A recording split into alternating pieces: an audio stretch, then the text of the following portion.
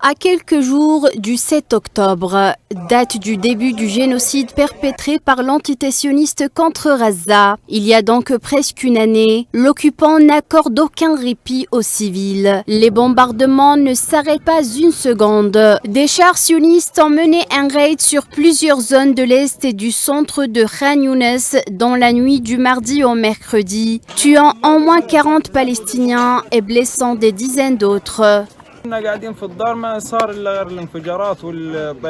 Nous étions chez nous lorsque nous avons entendu des explosions et des avions. Nous ne pouvions pas sortir de chez nous. Nous voulions nous rendre dans un endroit sûr comme le centre, la mer ou Mawazi, mais nous ne pouvions pas y aller à cause des avions. Ceux qui quittaient leur maison étaient tués à cause des quadricoptères. Il y a eu des tirs nourris toute la nuit, de 19h à 3h30 du matin sans interruption.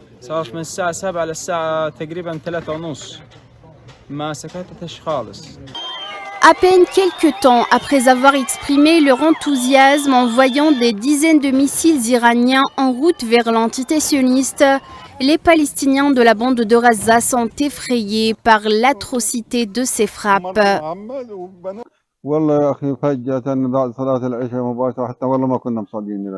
Soudain, après la prière du soir, nous n'avions pas encore prié. Tout à coup, nous avons entendu des bruits, des explosions, des mortiers, des ceintures de feu, des F-16. Que disons-nous? Le docteur Muntasser et sa femme, qui sont des habitants de la région, sont portés disparus. Son fils Majed est également introuvable. Je suppose qu'ils sont considérés comme des martyrs. Et ici, le docteur Mohamed Abou Nasrallah et son fils Abdulaziz et Nasrallah. Il y a eu Sulaiman Abou Uday et ses neveux Ammar, Raouf et Ahmed et leur mère. On n'a plus la force, nous comptons sur Dieu.